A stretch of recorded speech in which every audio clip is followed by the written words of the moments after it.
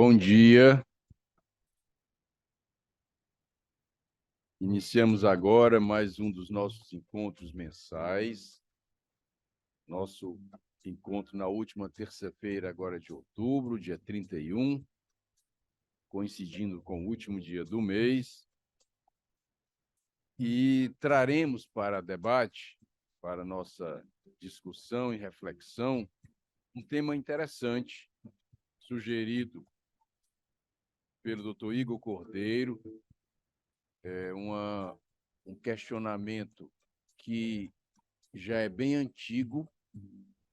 Eu acho que talvez desde quando começou a ser praticado, já começou a ser discutido, ser questionado, que é o tratamento contábil fiscal do resultado decorrente dos incentivos fiscais. Então, os estados promovem programas de incentivo fiscal. Nesses programas está envolvido, na grande maioria das vezes, reduções do ICMS, e este ICMS reduzido reflete na contabilidade das empresas. E esse reflexo é dado um tratamento contábil, e muitas vezes pode implicar num ganho, num proveito para a empresa. E a Receita Federal costuma tratar este ganho como um lucro, como outro qualquer, uma conta de resultado, e assim cobrar o imposto de renda e a contribuição social sobre o lucro. E os contribuintes se insurgem contra essa exigência, entendendo que não é adequado esse tratamento fiscal do proveito dos incentivos, que são as chamadas subvenções públicas, né, dadas a determinados contribuintes que preenchem as condições para ingresso no programa de incentivo. E é exatamente a mudança desse regime, que já estava aparentemente apaziguada a discussão, já estávamos caminhando para uma solução para as polêmicas, para as discussões, para as dúvidas que se colocavam até então. Mas aí vem agora uma medida provisória alterando a sistemática, e alterando de uma maneira significativa essa sistemática. E é exatamente essa alteração e as decorrências dela que vão ser trazidas agora pelo Igor, que atendeu a um convite nosso para apresentar o tema. O Igor, ele é advogado, já faz algum tempo, mas também é bacharel em ciências contábeis, então ele tem um conhecimento técnico como essas subvenções devem ser adequadamente tratadas. É especialista em direito tributário pelo IBET, membro da Comissão de Direito Tributário do Estado do Ceará da OAB e associado da CBM Advogados. Então, vai abordar agora o tema, introduzir a questão para o nosso debate, e passo agora a palavra para Igor. Igor, por favor, pode iniciar a sua fala. Olá, bom dia a todos. Agradeço aqui as palavras do Dr. Schubert, o convite e a aceitação também, porque esse tema foi um tema que me chamou a atenção. A gente lidar com muitos contribuintes que recebem incentivo. Então, quando eu vi essa medida provisória tive a oportunidade de ler, assim, por mais que no início foi uma leitura mais geral, eu pude ver o impacto que ela é capaz de trazer se assim for aprovada nas contas e no caixa desses contribuintes beneficiados, né? Então, agradeço ao Dr. Schubert a aceitação do tema e o convite. Volto aqui ao I7, estive aqui há um tempo atrás também apresentando um tema, ainda quando o Dr. Hugo ficou ao meu lado, então eu me sinto assim muito bem quando eu volto aqui, porque eu já trabalhei também aqui na Machado, encontro amigos aqui, pessoas que ainda continuam na época, desde a época que eu segui outro rumo. Com relação à minha fala, vou falar sobre a alteração do regime fiscal das subvenções a partir da medida provisória 1185. Essa medida provisória, ela foi publicada, né, circulou no Diário Oficial no 31/8/2023, muito recente, e trouxe algumas mudanças significativas quanto à tributação dos impostos federais sobre essas subvenções.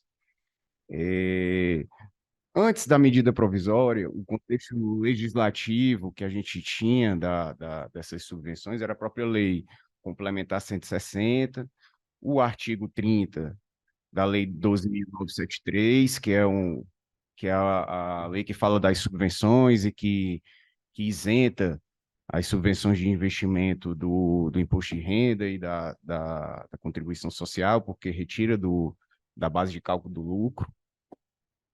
O artigo 1º da Lei 10.833 tem um inciso lá das subvenções, que trata das subvenções, excluindo também da base de cálculo, subvenções de investimento, e da Lei 10.637.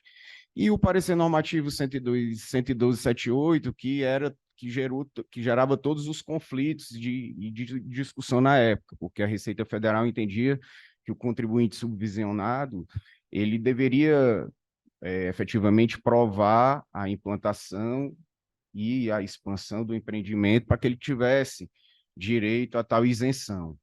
Essas discussões acabaram chegando no STJ, o STJ decidiu em uma das oportunidades, ainda em 2017, que para efeito de crédito presumido, que é um tipo de subvenção de investimento, não seria necessária a comprovação da implementação, a comprovação da expansão do empreendimento. Bastava que fosse cumprido, bastava que aquela receita fosse destinada à conta de reserva, e que não poderia ser usada para qualquer fim, distribuída, bastando para tanto que só podia ser usado, no caso, para efeito de aumento de capital ou compensação de prejuízo. O fato é que antes da MP havia essa isenção às contribuições PIS/COFINS, ao imposto de renda e à CSLL. Além do mais, não era, vamos dizer assim, obrigatório se comprovar a implantação e a expansão do empreendimento. Então, esse era o panorama antes da medida, da publicação da medida, né? Após a publicação da medida provisória 1185, o impacto que eu considero mais forte nela foi as revogações do artigo 30, desses artigos antes comentados, do artigo 30, da Lei 12.973, do inciso que trata das subvenções na Lei 10.833 e na Lei 10.637.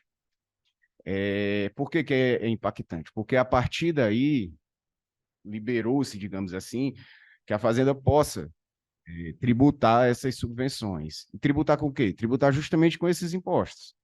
O que dá uma carga tributária, se a gente considerar cheia, essa carga tributária cheia, de mais de 40%, porque são 25% de imposto de renda, mais 9% da contribuição social, 1,65% do PIS e mais 7,6% da COFINS, ultrapassa esse montante. Então, a MP trouxe essa tributação de volta. Mas, por outro lado, ela, meio que na tentativa de compensar, autoriza que o contribuinte se credite. Se credite, mas credite em tudo? Não. A medida provisória, ela também traz alguns quesitos que limitam esse creditamento. Primeiro que o creditamento, a que faz referência à medida provisória, é um creditamento que vai seguir a alíquota do imposto de renda, ou seja, os 25%. Enquanto que para cobrar, eles vão aplicar uma alíquota de 40%, né, se considerar todos esses impostos. Para efeito de crédito, essas subvenções só vão dar um crédito equivalente a 25%. Mas é 25% sobre o total das contribuições recebidas, não essas 25% sobre o total das contribuições recebidas. No artigo aqui da, da medida provisória, deixa eu ver aqui qual o artigo. Pronto, no artigo 8º da medida provisória, ele trata que na apuração do crédito fiscal, você não pode computar, por exemplo, receitas que não sejam relacionadas, que não tenham relação com depreciação, com amortização ou com exaustão.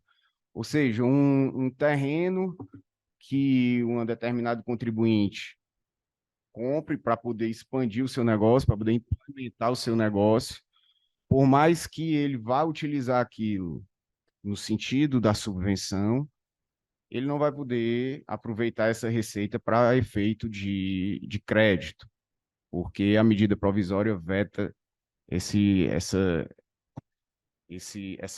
receitas que não se relacionam com a depreciação, com a amortização.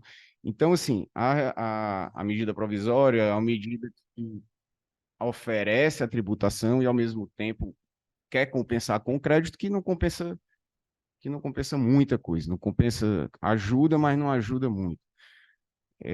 Dentro desse contexto, que não poderia ser diferente, surgem discussões sobre as novidades, as inovações trazidas aqui pela essa medida provisória. Causa preocupação, causa discussão, e é por isso que a gente está aqui para discutir melhor sobre isso. Uma crítica que se faz à medida provisória é a questão do pacto federativo. Se essa medida provisória ela atinge, se ela de alguma forma vilipendia o pacto federativo, né? Eu penso que sim.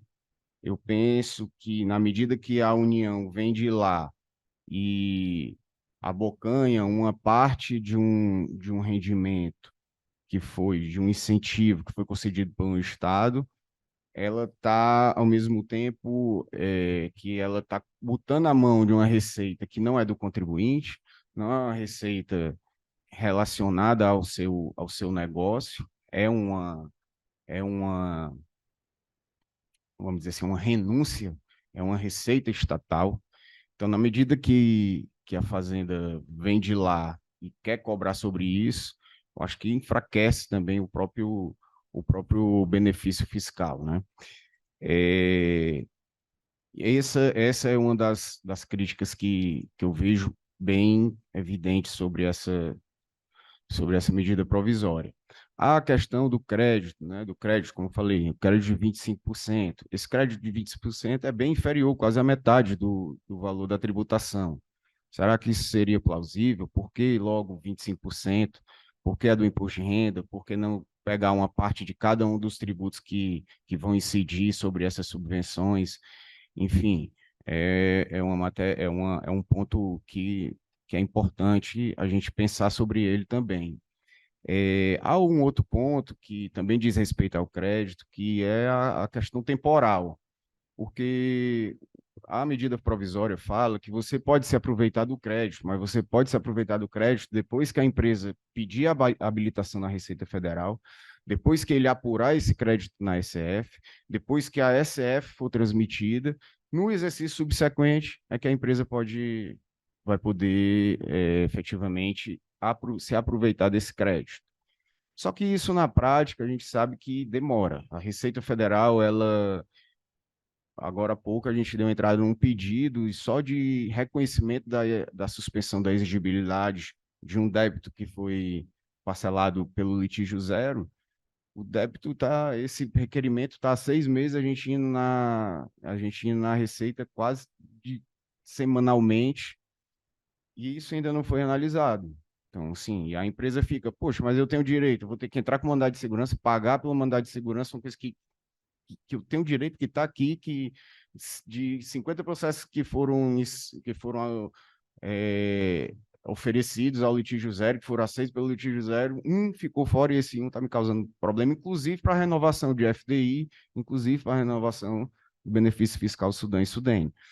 Então, imagina você pedir uma habilitação na Receita Federal em que você tem que comprovar que aquela receita diz respeito a uma implantação, diz respeito a uma expansão. Depois disso, a SF ela é transmitida no ano subsequente ao ano do reconhecimento da receita.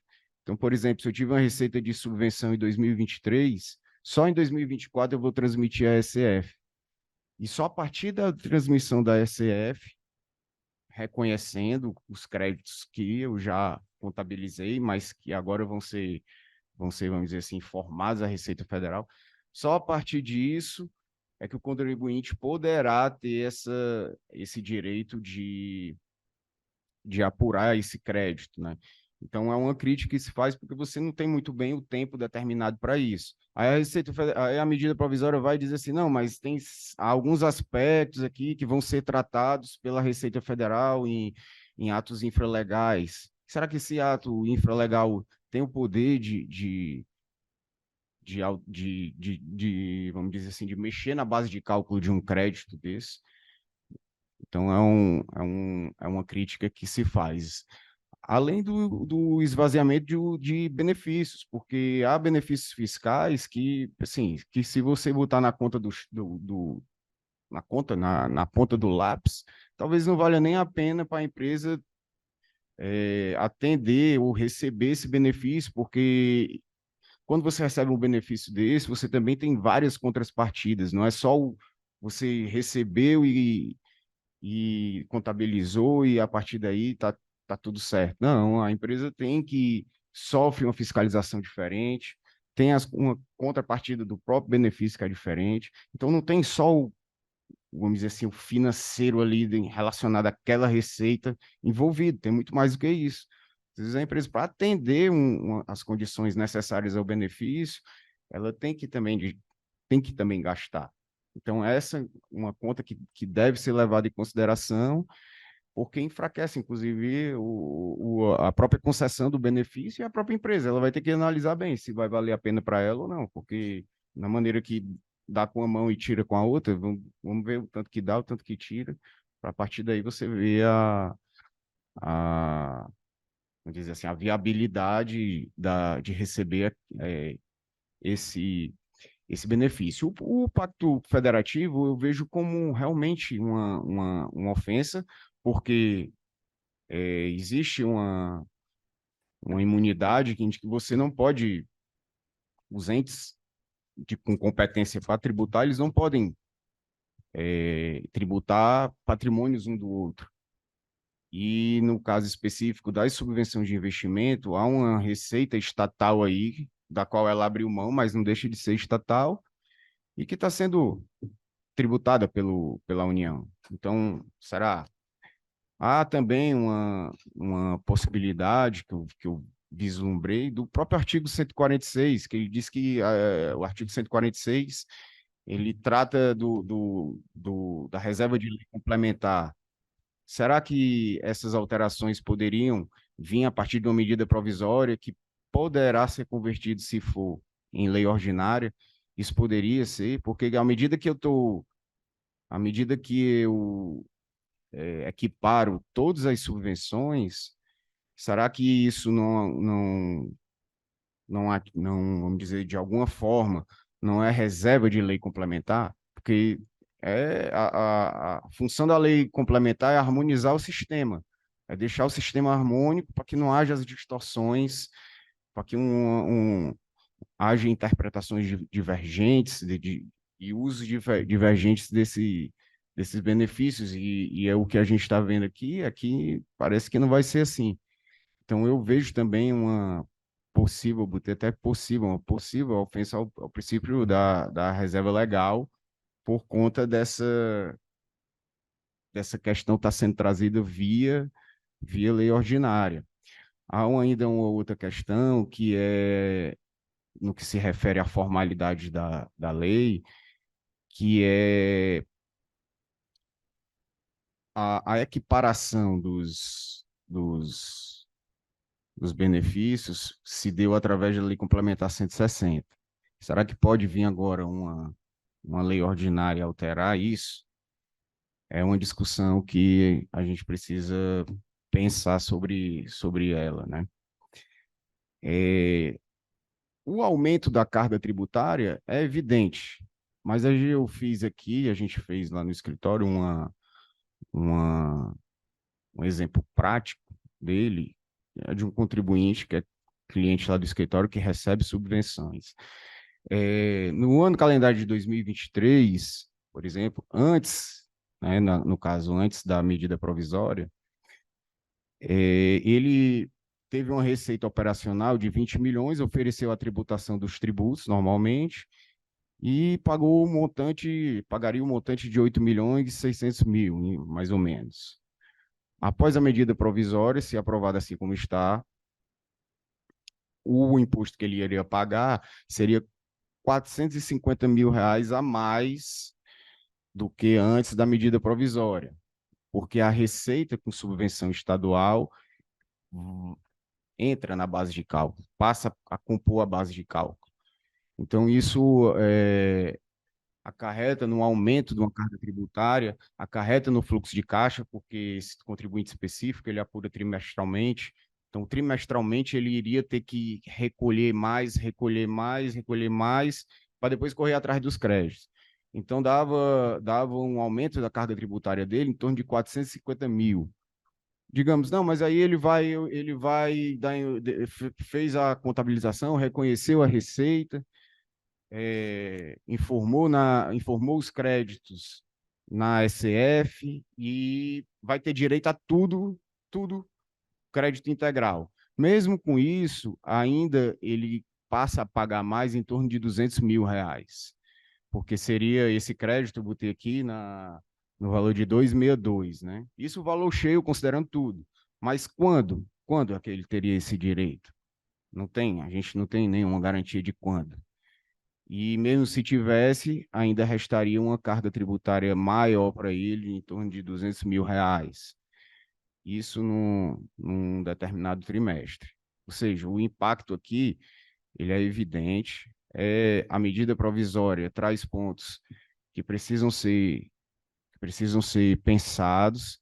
A medida provisória ainda está tramitando na Câmara dos Deputados, aguarda ainda o parecer da comissão mista, mas é alvo de 92 propostas de emenda, 98 propostas de emenda. Pode ser ainda bastante alterada, pode ser que nem venha a ser aprovada, mas aí a gente precisa estar atento, acompanhar essa tramitação e ter muito cuidado na cobrança desses deputados, porque isso realmente traz uma preocupação muito evidente. Então, com essas considerações, eu quero ser breve, eu vou ser breve, tá aqui breve, eu trouxe o assunto é polêmico, é um assunto novo, não tem tem um mês e pouco que isso foi posto na mesa, há artigos de toda, você vê artigos criticando o artigo 7º, vê outros, o artigo 8º, vê outros dizendo focando na questão do Pacto Federativo. Eu acho que essa questão do Pacto Federativo é bastante forte, porque foi com base nisso que o STJ decidiu, não foi nem com base não foi nem com base nas leis, na Lei Complementar 160, por exemplo. Foi com base no Pacto Federativo que a medida provisória, ao meu ver, passou por cima. E encerro aqui a minha fala, fico à disposição, espero as palavras de vocês, as considerações de vocês, porque também quero aprender aqui com todos e também que esse momento aqui, como o doutor Hugo dizia, é um momento de discussão, então é um momento de liberdade. Então, é a hora que a gente tem para dizer o que a gente sente, quais são as nossas impressões. Como eu disse, o Conju, se você pegar o Conju, tem 50 artigos sobre essa medida provisória. Se você for no Migalhas, também tem. Então, aqui vai ser mais uma que a gente precisa debater. Com isso, eu encerro minha fala, agradeço a todos os presentes, a quem está assistindo online, e fico à disposição aqui para a gente debater sobre essa medida governamental. Obrigado.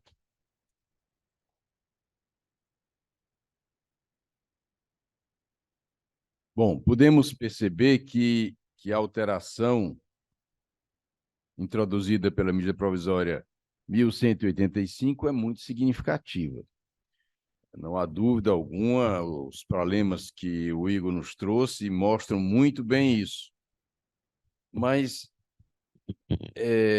ele tocou num ponto de maneira até incisiva e repetindo, que eu acho que é o essencial, que é a questão do Pacto Federativo, e aí nós vamos para uma outra questão decorrente desta, que é a chamada guerra fiscal.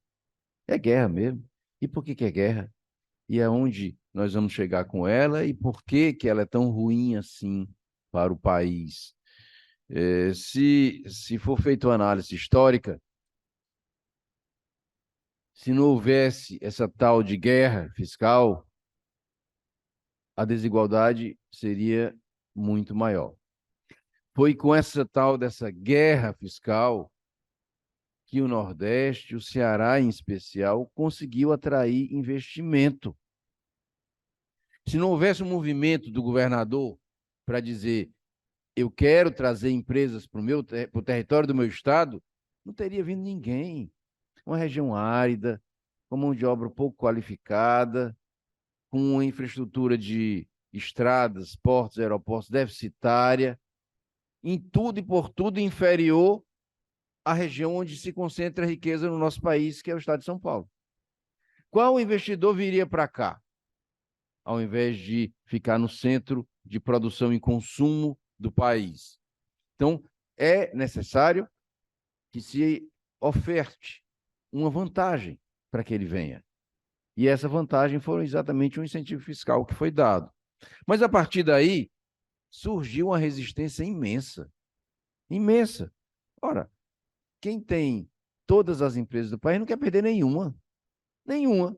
Então, não pode, não pode, não pode, é guerra, é coisa ruim e tal. E aí a batalha se iniciou. Me chamou a atenção aqui um artigo publicado na Folha de São Paulo, do último domingo, do professor Samuel Pessoa.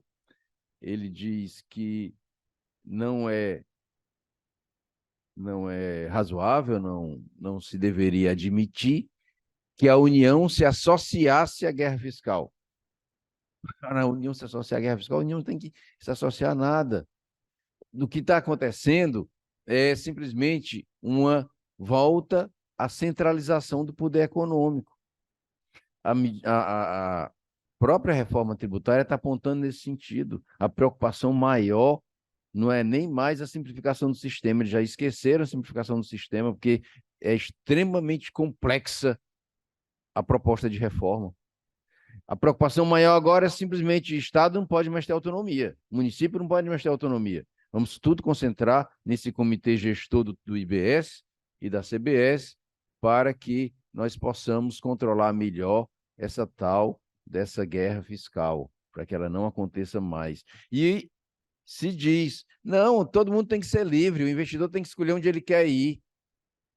Mas de que adianta a plena liberdade? É uma coisa assim até meio contraditória. Se tem um Estado, um Estado brasileiro, que atualmente é governado por pessoas que são mais ligadas a uma ideologia de igualdade, de repartição dos valores, estão trabalhando agora para concentrar tudo em São Paulo de novo?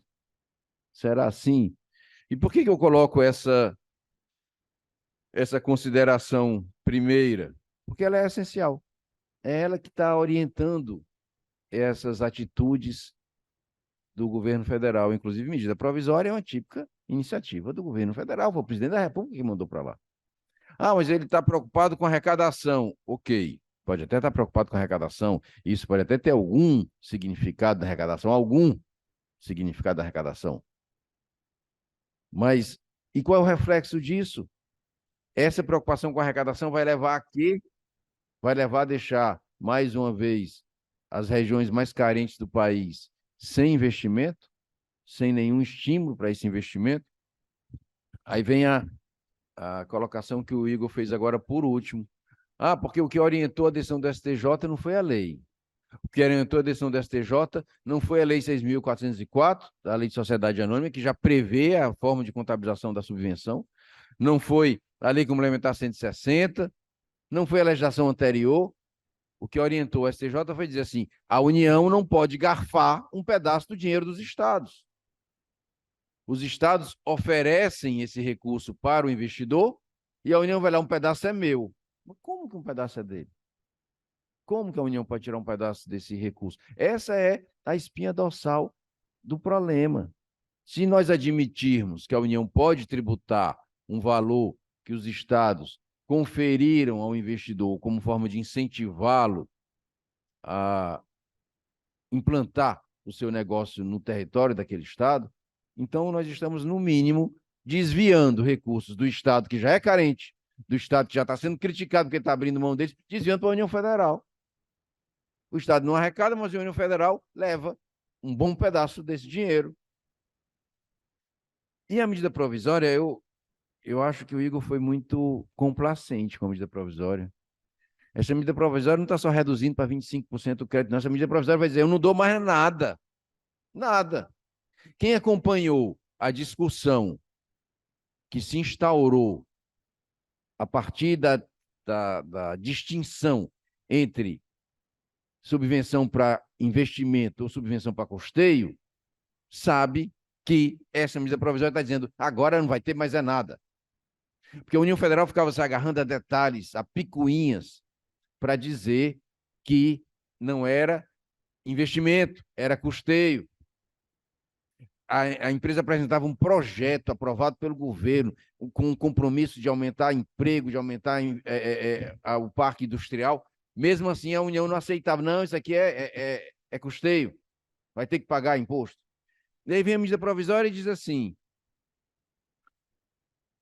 o último artigo, o artigo 12, não é o último, mas diz assim: o crédito de subvenção para investimento apurado em desacordo com o disposto nesta medida provisória não será reconhecido pela Receita Federal. Então, ou a empresa atende tudo que está disposto na medida provisória, ou não tem direito ao crédito. E o que está disposto na medida provisória está dizendo: a União tem que concordar. Se a União não concordar, você não aproveita, porque tem que passar pelo crivo da União Federal. E aí vem: e quando é que a União vai concordar? Quando o incentivo estiver diretamente relacionado com implantação ou expansão do empreendimento econômico. E é exatamente aqui que pega. É aqui que a União Federal: não está diretamente relacionado, não. Aqui não pode, ali não pode. E fora algo que também o Igor colocou com muita propriedade, a questão do crédito. Na verdade, a medida provisória está invertendo o processo, invertendo a sistemática. Antes o contribuinte aproveitava, apurava, resolvia tudo, e a União que fiscalizasse depois. Se eu tivesse errado, que me autuasse, que me cobrasse multa, mas eu já fiz tudo. Agora não. Agora o contribuinte não pode fazer nada. Tem que pedir a bênção à Receita Federal primeiro. Se a Receita Federal dizer abençoou, aí ele faz. Enquanto ela não disser abençoou, ele não faz. E quando é que vai ser isso? O Igor diz: vai levar muito tempo. Igor, não vai levar muito tempo, não venha nunca. Não venha nunca, isso. Tá? Então, assim, a gente sabe que da dificuldade que nós temos da Receita Federal reconhecer qualquer coisa, nós sabemos que a Receita Federal colocou uma multa de 50% para homologação ou para uma compensação não homologada. Como 50% para compensação? Precisou o Supremo, pela unanimidade de votos, dizer que era inconstitucional, porque não tinha ilícito. Então, o que a União Federal quer é dificultar qualquer tipo de proveito que o contribuinte tenha. Então, nós temos que voltar à discussão para a raiz dela. Qual é a raiz? Pode ou não pode a União Federal ficar com uma parte do dinheiro que os estados concedem por meio de incentivos aos investidores? Esse é o ponto. Se nós admitirmos que pode, ok, isso aqui vale, porque isso aqui está negando, mas se ela pode ou não pode, o tamanho da parte que ela vai ficar já não interessa muito. Agora, se nós dissermos não pode, essa medida provisória é totalmente inconstitucional, porque ela traz limites, traz condições que vão depender do juízo da União Federal, vão depender do juízo da Receita Federal, e esvazia no todo e por todo. Nós já vimos, houve um momento em que a ameaça era uma súmula vinculante do Supremo. foi divulgado até que já havia uma minuta dessa súmula vinculante, que estava na mão do ministro Gilmar Mendes, que iria ser votada no Supremo e tal. O que é que dizia essa súmula? Os estados não podem conceder incentivo se não for por unanimidade aprovada pelo CONFAS. E aqueles que já concederam vão ter que cobrar o valor, obrigando os estados a cobrar o valor dos investidores que acreditaram em tudo por 10, 20 anos, sei lá quanto tempo já estava nesse regime. Diante da ameaça dessa súmula vinculante que poderia vir, aí se tratou de negociar e se chegou à Lei Complementar 160. E essa Lei Complementar 160 estabeleceu um critério temporal de ajuste e tal, de possibilidade de se controlar esses incentivos. Eu não vejo como a melhor solução. Eu aqui não defendo que os estados necessariamente devem fazer isso, quer dizer, fazer o quê? Essas concessões de incentivo, inclusive, que levam a uma disputa entre um e outro, os próprios estados do Nordeste começaram a disputar um com o outro, realmente não é a melhor solução. Mas não tem outra até agora. Não há nenhum aceno de uma política pública consistente para combater as desigualdades regionais do Brasil. Os investimentos do BNDES estão todos concentrados no Centro-Sul e nas maiores empresas. A pequena empresa, aquela que dá emprego, aquela que movimenta o país, essa não é nem olhada. A questão é vista com uma diferença que nos lembra aqui a fala do governador Zema, em que ele diz: nós precisamos, nós, estados do Centro-Sul, nos mobilizarmos para enfrentar os estados do Nordeste, que eles estão conseguindo muita coisa para eles. Como se tudo já não estivesse no Centro-Sul. É aquela história, eu tenho e não quero abrir mão de nada, eu não quero dividir, não. A região pobre vai continuar pobre e acabou. Cada um que se vire, cada um que encontre uma outra solução, mas não dividir o que nós temos. Então, é um pacto federativo que está em jogo, é uma vontade política maior que está em jogo. O que é que o Brasil realmente quer? Ele quer combater as desigualdades ou não quer? Se ele quer combater as desigualdades, cumprindo inclusive a Constituição Federal, meu pai repetiu muitas vezes que a Constituição Federal tem, no mínimo, 5 dispositivos determinando o combate à desigualdade. E eles não servem para nada, são letra morta. Em nenhum momento nós vimos. O que se vê são críticas. Ah, porque a Sudene só dá corrupção, enriquece uns poucos e tal. Ok, corrupção existe em todo canto. Nós temos que combater a corrupção de uma maneira ampla, onde ela se manifestar. Não é só porque ela se manifestou também na Sudene que eu vou acabar com a Sudene, que eu vou acabar com a Sudã. Eu tenho que combater o mal da maneira em que ele se manifesta e onde ele se manifesta. E ele se manifesta em muitos lugares, em muitas situações. Então, a ideia é saber, tem ou não tem, há ou não há o interesse político do povo brasileiro de combater a desigualdade. Se há esse interesse, essa medida provisória está fora. Se não há o interesse, ok, então deixa a medida provisória aí, que ela vai ser nesse sentido, de não ter mais esse combate à desigualdade. É uma questão só de verificar os índices.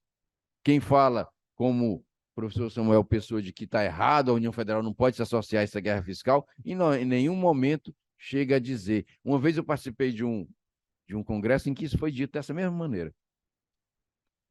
E a solução foi essas políticas públicas de investimento do BNDES, de aplicar recursos nas regiões carentes. Eu dizia, quando é que vai começar? Quando é que vai começar? Qual é a data para o começo dessa política? E quais são os projetos que já estão aprovados nesse sentido? Porque falar, todo mundo fala. Do mesmo jeito que se fala que a reforma tributária vai simplificar o sistema. Não vai. Quem tem noção de direito tributário e lê o texto, sabe que não vai simplificar o sistema.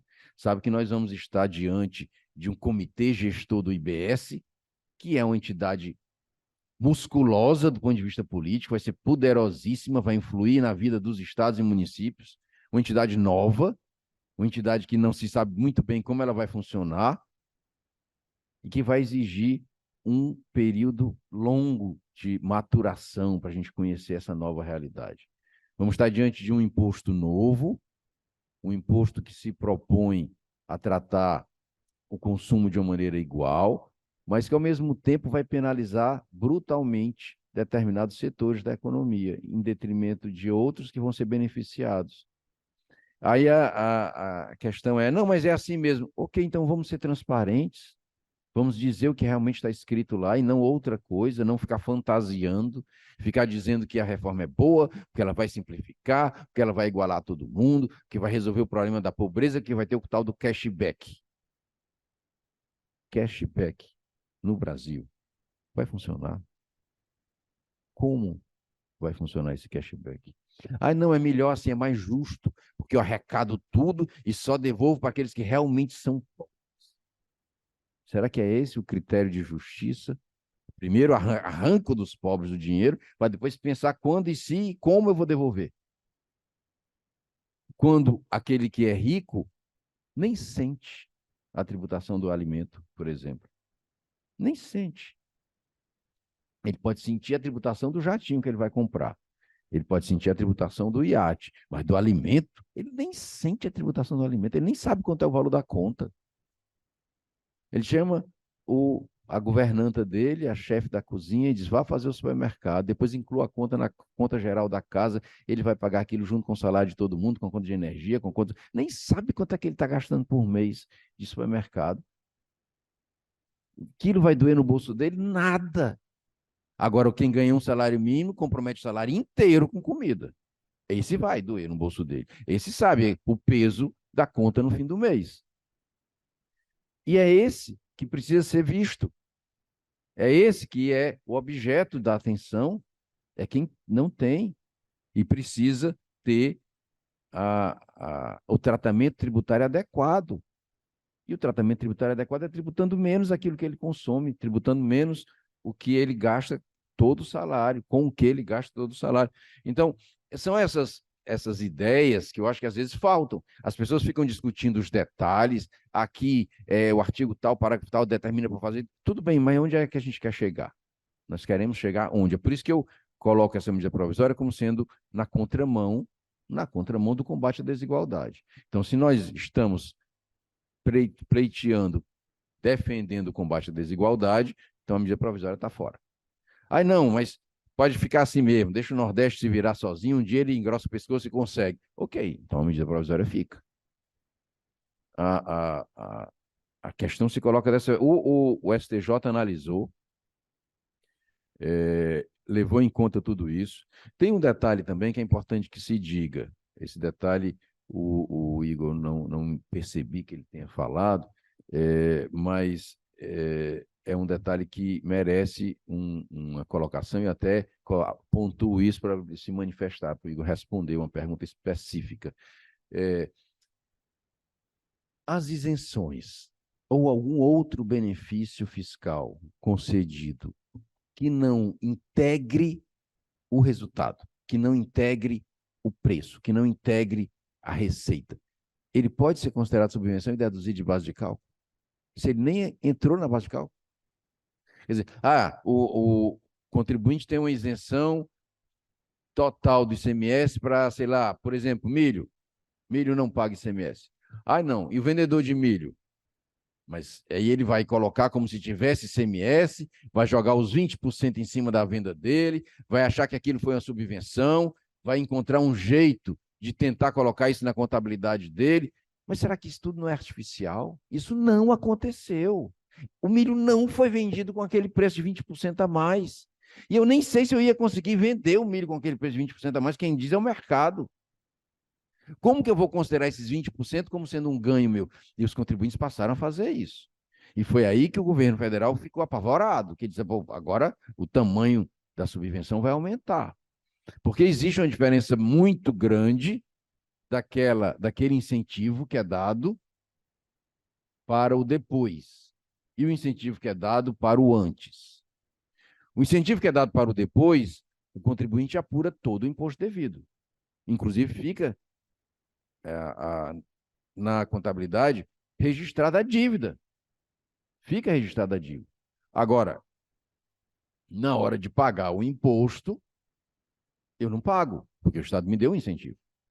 O crédito presumido é um exemplo. eu vendi uma mercadoria para o X, calculei o ICMS de Y, mas na hora de pagar o Y eu não pago, porque ele me deu um crédito presumido. Ok, mas a dívida do Y está lá. Eu não paguei por causa do crédito presumido. No incentivo fiscal das subvenções para diferimento e depois desconto no momento do pagamento, que antes não se dava desconto, no passado a inflação se encarregava desse desconto, mas depois que a economia melhorou e a moeda ficou preservada, pelo menos em parte, a inflação não bastava para reduzir, então os estados passaram a dar um desconto nos pagamentos. Então, esse desconto só é dado depois, mas até aquele momento a dívida fica escriturada. A empresa vendeu com aquele preço. Depois é que vem o desconto para não pagar o imposto. Então, nessa situação, o incentivo entra no resultado, sim. A contabilização da subvenção e a dedução dela é uma maneira de extrair da base de cálculo o dinheiro que o Estado deu ao contribuinte. Esse é o depois. Mas e o antes? O antes é quando o Estado diz, não, essa sua mercadoria é isenta. E sendo isenta, você não paga o imposto. Então, eu já vendi sem imposto, aquilo não entrou para o meu resultado, não apareceu em canto nenhum da minha contabilidade. É inerte para a minha contabilidade. Me ajudou no mercado, me ajudou a me posicionar, me ajudou a reduzir meu preço, me ajudou a vender mais. Mas não pode se dizer que aquilo ali entrou no meu resultado. Não entrou no meu resultado. Eu não recebi aquele dinheiro de ninguém. Ora, se é assim, como é que eu vou deduzir da base de cálculo do imposto de renda? Não tem como deduzir da base de cálculo do imposto de renda, não tem sentido. E o STJ fez essa diferença.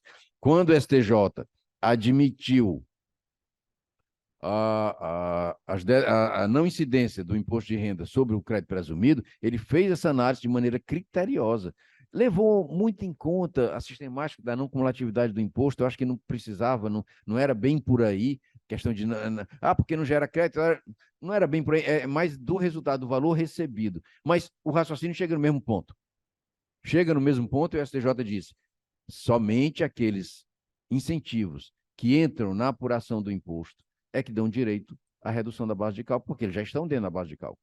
Está dito com todas as letras na decisão do STJ, que admitiu a dedução do crédito presumido.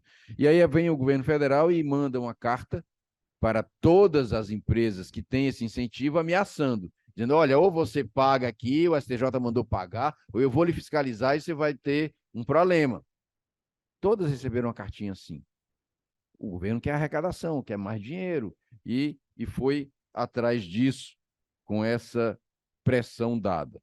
Mas, bom, eu deixo aqui para o Igor uma pergunta objetiva, qual é a visão dele a respeito das isenções, dos incentivos que são dados no que eu chamei de antes da venda, a diferença para os incentivos dados depois da venda, em que o valor entrou no resultado, esse é um ponto, e o outro, de como ele vê, e embora eu já tenha aqui até adiantado um pouco meu pensamento, e ele também tenha dito, embora com cautela, mas disse, como ele vê os critérios de análise, como é que esses critérios podem ser, como que é que a gente espera deles, quando a gente sabe que a União Federal cria dificuldade com tudo, como é que ele espera que somente um pedido de habilitação... Sim, ainda tem outra coisa, a empresa tem que se habilitar. A empresa se habilita como beneficiária de crédito, depois que ela é habilitada, ela vai habilitar o crédito. Então, são dois momentos, a habilitação da empresa e a habilitação do crédito. Em todos os dois momentos, pode ter atraso ou algum problema burocrático, às vezes até porque a cor do formulário é outra, né? Nem cor, mas hoje na internet não tem mais cor, né? Mas o número de linhas, então esse formulário tinha que ter 30 linhas, o teu só tem 25, então não vale, não pode. Então, a ideia de dificuldade pode ser grande. Então, como ele vê isso, de que forma essa burocracia pode vir a atrapalhar o investidor que está querendo simplesmente tirar o dinheiro que o Estado lhe deu como benefício da incidência do imposto de renda e da contribuição social sobre o lucro, e também do PIS/COFINS, não deixa de ser receita, inclusive porque a legislação hoje já impõe limites. Os limites são aqueles de que não pode ser distribuído como dividendo. Aquela reserva não pode ser distribuída como dividendo. Ela tem que ser reinvestida, tem que ser tem que permanecer na empresa até para ficar realmente como incentivo para que aquele empreendimento funcione. O que é lógico que seja assim. Porque se começar a ser distribuído como dividendo, então está dando não é para a empresa, é para o sócio que está no bolso. Aí muda tudo. Né? Então, enquanto estiver na empresa, então é uma limitação que atende à lógica do sistema. Mas essa outra de dizer que vai passar por todo esse crivo da Receita Federal e só para quando for de investimento, não for de custeio, é um fator de complicação. Bom, mas são apenas algumas colocações que eu acho que eu tenho agora adotado uma posição de olhar para a raiz do problema. Então, da onde é que vem e aonde é que a gente vai chegar. Então, eu vejo essa questão da guerra fiscal dessa maneira. Mas, antes até de devolver a palavra para o Igor, vou devolver a palavra para ele, mas já gostaria de provocá-los, vocês aqui presentes, se tem algum questionamento, alguma colocação a fazer, alguma pergunta a formular, por favor, é muito importante a manifestação de vocês. Na verdade, eu gostaria de entender, aprofundar um pouco melhor na parte em que a medida provisória exclui da base do PIS e da COFINS a receita de subvenção para investimento. Qual é a visão de vocês têm sobre esse sentido? Se o contribuinte ele tem base para questionamento nesse sentido, porque antigamente ele numa ficava parado numa questão legal, né? Eu consegui excluir na minha base do PIS e da COFINS não cumulativo aquela receita de subvenção. Porém, eu acho muitíssimo injusto incluir a receita de subvenção dentro da base de cálculo do PIS/COFINS, mesmo com todos os amparatos que ele dá lá né, na própria MP para poder reequilibrar essa questão de, dessa inclusão na base hoje. Então, Igor, a palavra é sua. Ok. Parabenizar o Dr. Schubert pelas palavras, sempre acrescenta muito, opiniões bastante impactantes sobre qualquer tema que venha a ser debatido aqui no I7. No que se refere aos incentivos, tipo, como isenção, como diferimento, redução da base de cálculo, o que eu tenho sobre isso é que quando o contribuinte vende um produto que é sujeito, que tem esse tipo de benefício, pelo menos o que eu entendo na contabilidade, é que isso não vai gerar um imposto, por exemplo, no caso de isenção, não vai gerar um imposto a pagar, consequentemente, não vai ter receita de subvenção a declarar, seja de custeio, seja de investimento que você considerar. Essa receita não vai ser contabilizada, pelo menos essa é a minha visão. Os contadores que estão aqui podem me corrigir se eu estiver errado ou complementar. Ou seja, esse tipo de subvenção, ele hoje, ele não é, já não, pelo menos o que eu tenho oportunidade de ver é que ele já não é oferecido a tributação em forma de receita, ele já não é informado isso em forma de receita, diferentemente das subvenções de investimento. A gente tem um caso lá no escritório, por exemplo, de um cliente que tem essa subvenção, foi o caso prático que eu trouxe. Toda aquelas toda aquela subvenção que ele recebe a título de subvenção de investimento, ele leva aquilo ali, o resultado, mas que não vai para a base de cálculo do lucro. É contabilizado, é demonstrado o tanto que ele recebeu, mas aquilo vai para a conta de reserva de investimento e não compõe a base de cálculo do, do lucro. Do lucro, não compõe o lucro para efeito de tributação do imposto de renda e contribuição social, diferentemente de uma subvenção através de isenção. Nesse caso específico, eu vejo que a medida provisória, quando ela dá o crédito, quando ela autoriza você se creditar, ela pede que as receitas estejam relacionadas com a implantação, expansão do empreendimento, né, que são aqueles quesitos. E nesse caso específico da isenção, acho que isso vai ficar muito, muito difícil do contribuinte poder se aproveitar de um tipo de crédito relacionado a esse tipo de receita por dois motivos. Primeiro, porque como é que ele vai provar isso? Como é que ele vai associar, dizer, eu tive R$ 200.000 de isenção, está aqui a isenção demonstrada como uma receita, e eu peguei esses R$ 200.000 e investi.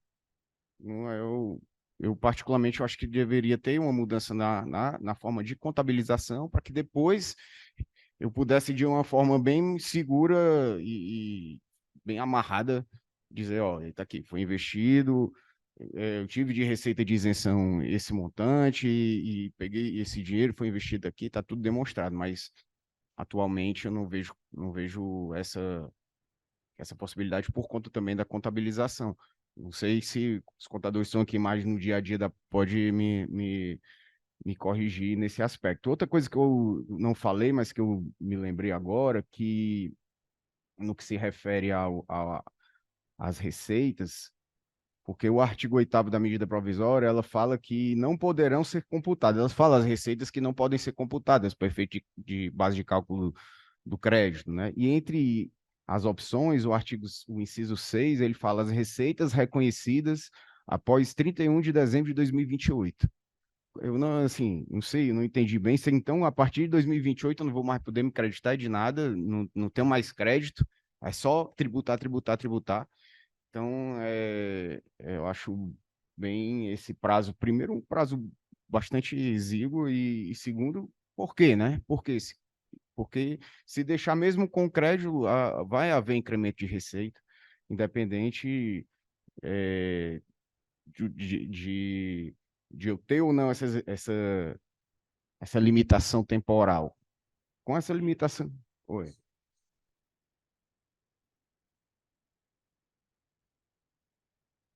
Ah, é por conta. Pois então, pronto. Aí vai ter aquela questão de você não poder mais, né? Porque a reforma também tem esse artigo lá na reforma que proíbe a concessão né, de benefício. Pronto. Então, tá explicado se a reforma passar como está e se a medida provisória também, né? Mas no que se refere à pergunta do Dr. Schubert, eu penso isso. Eu penso que as isenções, elas realmente não vão poder ser, vão ser tributadas como são atualmente, mas não, como é que eu vou reconhecer isso como receita? Eu não vejo como plausível essa possibilidade, mas gostaria também de escutar a opinião dos contadores aqui, do próprios advogados que queiram se manifestar. No que se refere aos procedimentos para a efetiva utilização do crédito, é bem complicado os critérios que a Receita colocou, ainda mais porque são confusos.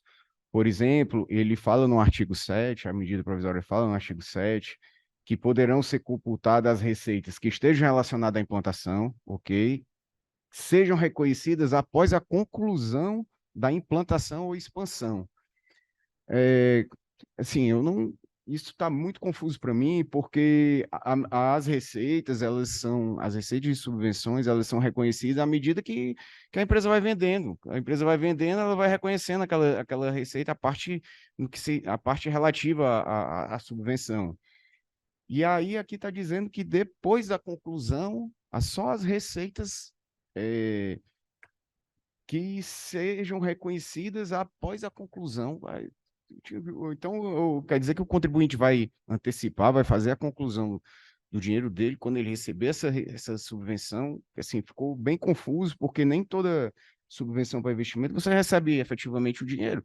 Tem contribuinte que ele tem aquilo ali, um ICMS, digamos, de R$ 100, ele tem um diferimento de 75, ele vai pagar só 25% desse ICMS ali no mês subsequente, tem um diferimento de 75%, e aí com base nisso, ele não vai reconhecer no momento da venda, no momento que o ICMS incide, ele não vai reconhecer essa receita, ao mesmo tempo que no artigo anterior ele fala que a receita deve ser relacionada à implantação.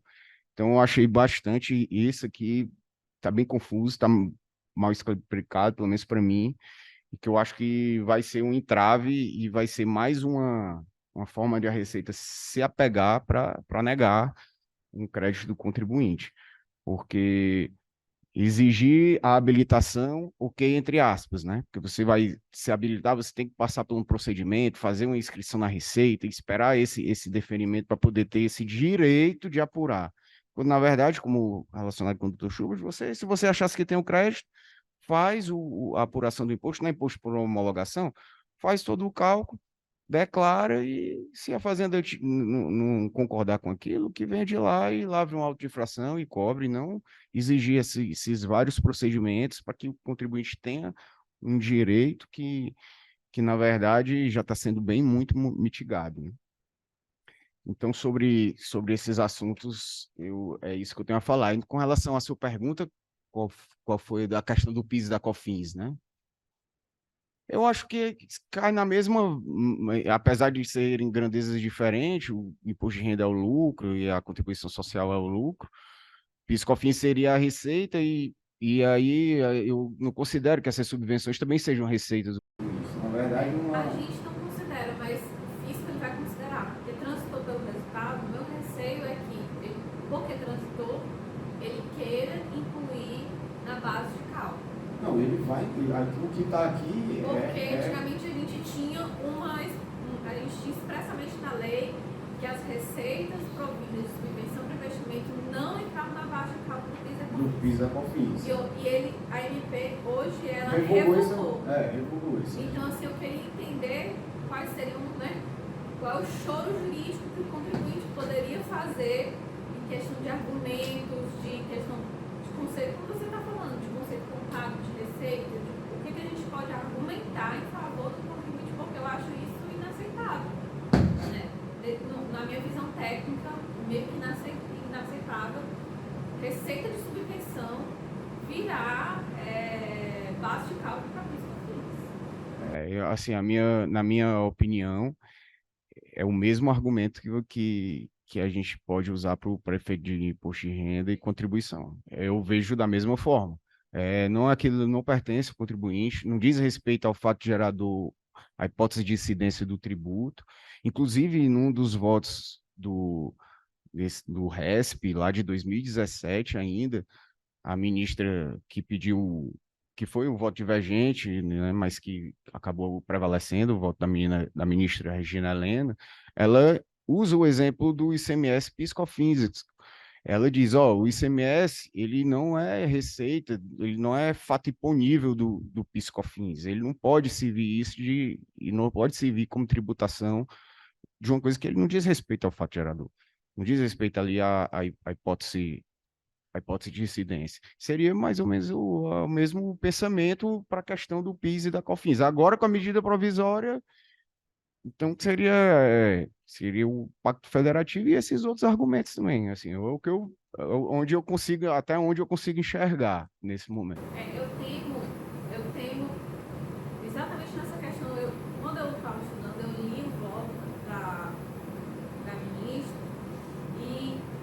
só que quando ela argumenta lá, ela fala na questão da formação do preço, né? Na questão de aquilo entrar no preço, aquilo não ser faturamento. Mas como a gente tem aqui a receita e não faturamento nesse caso, que ele exclui específico, aí eu queria entender se existe alguma outra linha argumentativa pró contribuinte nesse caso.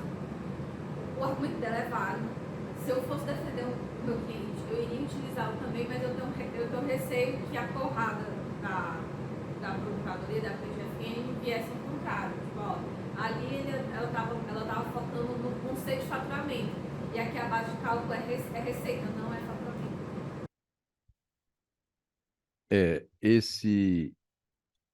Essa discussão a respeito do que é uma coisa e o que é outra exige uma prévia definição dos conceitos, tá? A Receita Federal, você diz assim, a Procuradoria vem contestar o que eu digo e vai contestar trazendo um conceito diferente. Ela traz o conceito que é melhor para ela, tá? Sempre ela traz o conceito que é melhor para ela. Então, nós temos que pensar, primeiro, como o Igor colocou, o argumento essencial é o de que aquele dinheiro era do Estado. E esse dinheiro do Estado, ele resolveu ceder uma parte dele ao investidor. Ponto. Se é assim, a União Federal não pode alcançar esse dinheiro por tributo nenhum, nem pelo imposto de renda, nem pela contribuição social sobre o lucro líquido, nem pelo PIS, nem pela COFINS. Não pode. Então, eu não vou falar, não vou entrar num primeiro momento em debater se é receita, se não é receita, se é isso. É o dinheiro do Estado. O Estado está me dando esse dinheiro de volta. Então, se ele está me dando esse dinheiro, a União não pode alcançá-lo. Esse é o ponto essencial que orientou o posicionamento do STJ. Tem ainda esse outro ponto decorrente dele, que é o ponto de dizer assim, olha, o Supremo já disse que o ICMS não faz parte da base de cálculo do PIS/COFINS. Se o ICMS não faz parte da base de cálculo do PIS/COFINS, então ele não pode ser tributado pelo PIS/COFINS existindo ou não existindo. Quer dizer, se eu pagasse o ICMS, eu tirava da base de cálculo. Como eu não paguei, eu vou colocar na base de cálculo? Não tem sentido. Não tem sentido. Quer dizer, se eu, é óbvio que o motivo de excluir da base de cálculo é o mesmo. Então, se eu pago o ICMS, aí eu tiro da base de cálculo. Se eu não pago o ICMS, eu não posso tirar? Como que eu não posso tirar? Posso tirar. Né? Esse eu acho que é o ponto de coerência. Tá? A discussão entre faturamento, receita bruta, sei lá, é uma discussão assim meio estéril, porque assim, a primeira discussão sobre esse assunto foi assim que o antigo FINS social começou a ser cobrado, depois começou a aumentar para COFINS, e quando veio a lei complementar da COFINS, ainda no começo da década de 90, e veio falando a palavra faturamento, em letras bem definidas, faturamento. E aí as empresas que se dedicavam a uma operação que não envolvesse faturamento, disseram, eu estou fora, porque eu não faturo. O setor que mais discutiu esse assunto foi o setor imobiliário. Olha, eu estou vendendo um apartamento e a venda do apartamento é escritura pública, não tem fatura nenhuma aqui. Não tem fatura nenhuma, eu não faço essa atividade que a lei escolheu como sendo objeto de incidência tributária. Faturar, eu não faturo, então eu não pago. E a Receita Federal, na época, sustentou o inverso. Disse, não, isso aqui é receita. Não tem nada a ver com faturamento. Quando a lei disse faturamento, ela quis dizer receita. E depois de muito tempo, o Supremo manifestou decisão nesse sentido, de dizer que realmente ali era a receita bruta. Ora, se é receita, então se aplica para qualquer atividade para ter a sua receita. Então, essa distinção entre receita e faturamento, ela ainda é motivo de manipulação de jogo, agora pode, agora não pode, mas, na verdade, não existe diferença entre receita e faturamento, é uma coisa só, pelo menos se nós levarmos a sério a orientação que o Supremo já conferiu. Tá? Então, o Supremo disse, quando o legislador falou em faturamento, ele quis dizer receita bruta. Tá? Isso teve reflexo, inclusive, no setor bancário também. Então, assim, a ideia é cobrar só essas coerências. Às vezes, nós vamos ter a oportunidade de responder à Fazenda Nacional transcrevendo manifestações da Fazenda Nacional. A Fazenda Nacional se contesta uma tese dizendo uma coisa, depois tem uma outra tese, ela diz o inverso, epa, a Fazenda já disse isso aqui. E a gente pode, às vezes, fazer uso disso para cobrar essa coerência, que eles não têm compromisso nenhum com ela, e às vezes o contribuinte também não, mas o contribuinte pode tudo. Eu diria assim, por que o contribuinte pode, a Fazenda não pode? Porque o contribuinte é um cidadão. O contribuinte vai sofrer todas as consequências da lei. O contribuinte pode ser até preso por crime contra a ordem tributária. O contribuinte vai depender de um precatório que muitas vezes não é pago, vai receber qualquer tipo de indenização, de restituição. O contribuinte tem todo o ordenamento jurídico prevendo a conduta dele. O contribuinte está dentro da possibilidade de escolher entre o lícito e o ilícito e sofrer as consequências dele. O poder público, não. O poder público, originalmente, institucionalmente, ele tem obrigação legal. Inclusive, é o que a Fazenda diz também. Não, de acordo com a lei, pelo princípio da legalidade, eu sou obrigado a arrecadar pela lei. Então tem que cumprir a lei. Ele não pode se dar o luxo de não cumprir a lei. Não pode.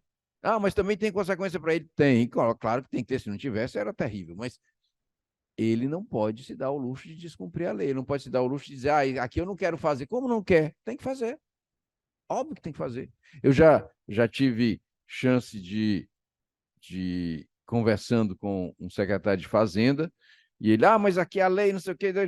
Mas, Excelência, se a lei não vai ser aplicada, eu estou conversando com quem mesmo aqui? Não, porque o senhor só é secretário porque tem uma lei dizendo que o senhor é secretário. Eu sou cidadão porque eu nasci. Fui parido, então sou cidadão. Mas o senhor só é secretário porque tem uma lei dizendo que o senhor é secretário. Se eu não vou cumprir a lei, eu não sei com o que eu estou falando aqui. Não sei por quê. É institucional. São situações, são valores institucionais. Então, a ideia é por essa razão que o poder público não pode, de maneira alguma, descumprir a lei. Descumpre, a gente vai correr atrás, sempre. Mas não pode. Enquanto cidadão, pode e sofre com as consequências disso. A resposta do Igor, de certa forma, vai no mesmo sentido do meu pensamento. Eu acho que aquilo que a empresa não recebe não tem como excluir. Né? Se é uma isenção, não tem nem como. Alguns contribuintes criam essa situação, e eu toquei nela exatamente para mostrar que muitas vezes os contribuintes também erram. Então, eles viram a possibilidade de exclusão dos benefícios fiscais da base de cálculo do imposto de renda e quiseram agora excluir tudo, mesmo aquilo que ele não chegou a receber. E é um erro, porque aí gera um movimento mais agressivo da Receita Federal, gera talvez essa medida provisória, gera uma porção de resistência do fisco a partir de uma tese construída sem sustentação em princípios contábeis e jurídicos, e que foi já repelida pelo STJ quando ele decidiu a questão do crédito presumido. Mais alguma manifestação? Eu estava esperando uma palavra do nosso amigo Alexandre Adolfo, que é especialista em incentivos, e eu estava esperando a colaboração dele com a nossa discussão. E, na minha visão, é uma medida meramente arrecadatória. Na própria expulsão de motivos, eu estava vendo aqui, a previsão é de arrecadar 35 bilhões com essa medida provisória. E vai ter reflexo também nos contratos das empresas. Grandes empresas hoje fazem contratos de venda para o exterior por prazo longo, 5 anos, 10 anos, e eles fixam o custo dele da mercadoria, a partir dos incentivos que eles recebem. Então, eles vão ter que refazer esses custos. Será que o comprador vai aceitar esse rompimento, entre aspas, de contrato? E ainda eu queria ouvir vocês, o Igor, que na semana passada foi enviada o projeto de lei 5129 de 2023, na semana passada, que regulamenta a isenção tributária para créditos fiscais oriundos de subvenção para investimento. Eu fiquei em dúvida se esse projeto de lei já é antevendo que essa medida provisória não vai adiante. Mas ela tem uns detalhes que a medida provisória não tem. Então, isso veio mais ainda colocar o mel aí em cima do modelo que a Receita Federal está querendo estabelecer para cobrar isso. Que essa cobrança já vem de longas datas, quando o professor Schubert falou. Há muitos anos a Receita vem insistindo, através de autos de infrações, empresas daqui já foram autuadas, o CARF já tem decisões, sim ou não. Então, assim, eu queria ouvir de vocês também sobre esse projeto de lei que foi enviado na semana passada. Se efetivamente vai ao encontro dessa medida provisória ou já é uma lacuna que a Receita Federal vai querer suprir para continuar essa linha de cobrar subvenções para investimento dos incentivos, tanto incentivos fiscais no âmbito dos estados, como também no âmbito dos municípios e da União. Assim, com relação ao projeto de lei especificamente, eu não vi o texto dele. Até procurei, mas não encontrei na época. E uma vamos dizer, as justificações que eu pude ler sobre isso era de que o governo realmente está se utilizando desses projetos de lei quando ele sente que a medida provisória não vai prosperar ou que aquilo não vai acontecer da maneira que ele quer. Então, nesse aspecto de formal, de tramitação, existe essa possibilidade que o senhor levantou. O texto em si eu não pude fazer essa comparação, então não me sinto confortável de falar aqui para o senhor sobre esse projeto de lei. Mas na questão da medida provisória em si, ela ainda precisa do parecer, está em regime de urgência na Câmara. Então, ainda há tempo de aprovação, de alguma modificação que possa vir a acontecer, não foi descartada ainda, que eu posso lhe dizer sobre essa medida provisória específica e sobre o projeto de lei é isso. Uma coisa boa no projeto de lei é que ele volta ao autolançamento. A empresa vai lançar o crédito, não vai ser preciso mais autorização da Receita Federal. Isso foi uma coisa que está no projeto, eu acho que foi um avanço. Porque se fosse esperar você se habilitar para se creditar e depois se habilitar o crédito, era uma novela que interminável. E só complementando no que em relação a Sudene e Sudene, eu penso que por esses incentivos serem já ter lei específica, e a lei específica já prevê que sobre eles não deve incidir imposto, acho que a medida provisória não ia atingi-los, né? Sudene, por conta de lei específica que já isenta essa questão, a medida provisória, por ser mais geral, não chegaria neles, né? Especificamente Sudene e Sudene. A ideia é que, dentro de uma comparação com o que tem acontecido no curto prazo, que aconteceu na medida provisória que procurou regular o julgamento no CARF, é quando eles percebem que a medida provisória não vai ter a receptividade aguardada, aí vem um projeto de lei para tratar do assunto, né? Então é bem possível que aqui tenha acontecido a mesma coisa. A medida provisória não vai ter aquela receptividade toda e não vai adiantar tentar remendar com emendas. E aí eles preferem colocar um projeto de lei com a atribuição de tramitação de urgência, que também tranca pautas e tudo, e tem uma prioridade para substituir aquela MP. Mas a ideia que fica para mim, é a mesma. Assim, tributar empresas que estão sediadas no Nordeste, no Norte, nas regiões incentivadas, de uma forma mais severa, além de implicar num evidente rompimento, quebra de contrato, como o Alexandre acenou, e diz, olha, as empresas têm um planejamento, elas pretendem, pelo menos, tentar se planejar no Brasil. Então, nesse planejamento, elas têm toda uma linha de vendas futuras. E nessa linha de vendas futuras tem uma vinculação do custo. E esse custo no Brasil, pesadamente tributário. Então, ela contabiliza esse custo tributário. Aí, de um momento para o outro, não, agora o teu custo tributário aumentou. E você não tem outro jeito, além de repassar esse custo por preço, senão você fecha. E ele vai repassar por preço. Aí o comprador, epa, mas tu não disse que era 10 anos me vendendo com esse preço? E agora vai aumentar? Digo, não, mas é porque no Brasil é assim, a gente muda toda hora. Aí é isso que tem contribuído de forma determinante para a estagnação da nossa economia. É a falta de confiança. Não se confia no Brasil, no que se diz. Ah, agora vai ser desse jeito, agora é de outro, agora pode, agora não pode.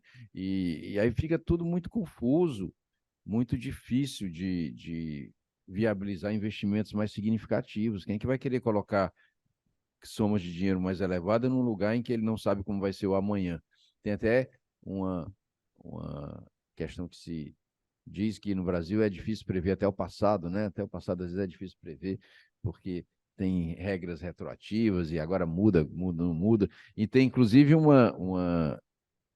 dispositivo, Igor, interessante aqui na medida provisória, que diz que as receitas só vão poder ser, aqui diz, o artigo 8º ainda,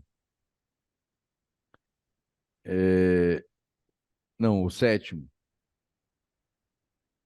sejam reconhecidas após o protocolo do pedido de habilitação. Então, só as receitas depois que eu protocolar o meu pedido de habilitação é que podem ser excluídas. Então, o que eu recebi antes não pode.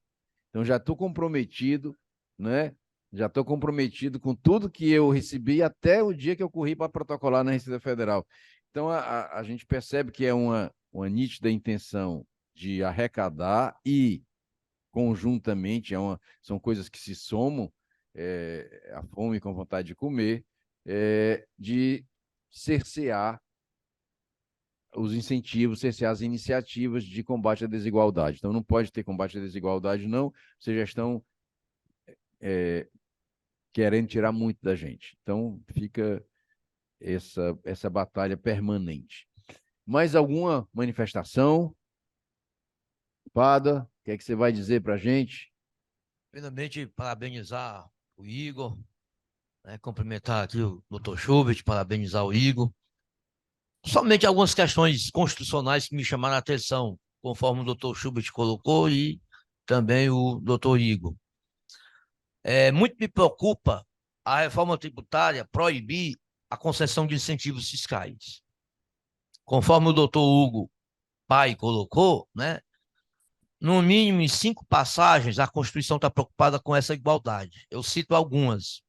Artigo 3º, inciso 3, que coloca como um dos objetivos, não é princípio, não é direito e garantia fundamental, não é nada disso, é objetivo. Está no artigo 3º, inciso 3. Entre os objetivos da República Federativa do Brasil está promover a redução das desigualdades socioeconômicas entre as regiões do país. Quando você diz que incentivo fiscal está proibido, para que você dá um incentivo fiscal? Para igualar um pouco onde se é naturalmente desigual.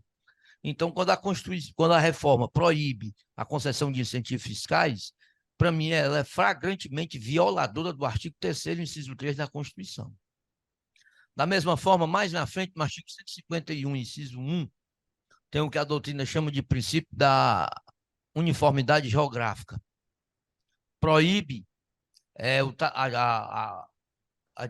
o estabelecimento de tratamento tributário desigual entre as regiões do país, salvo se destinado a reduzir as diferenças socioeconômicas. Eu estou citando só 2, mas tem outros espalhados.